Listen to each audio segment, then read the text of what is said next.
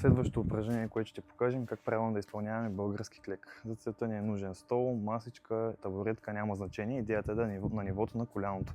Сядаме си на въпросният уред, протягаме опорния крак, който ще оставим на земята и там, където свършва, реално там ще бъде.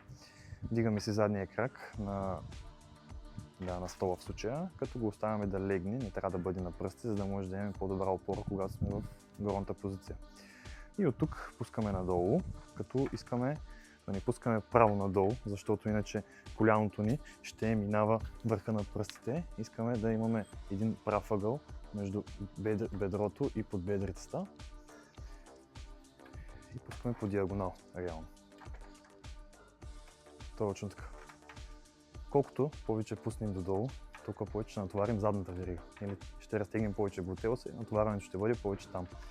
Ако в един момент движението ви стане прекалено лесно без тежести, винаги може да вземете 2 дъмбела в ръце и да продължите да го изпълнявате.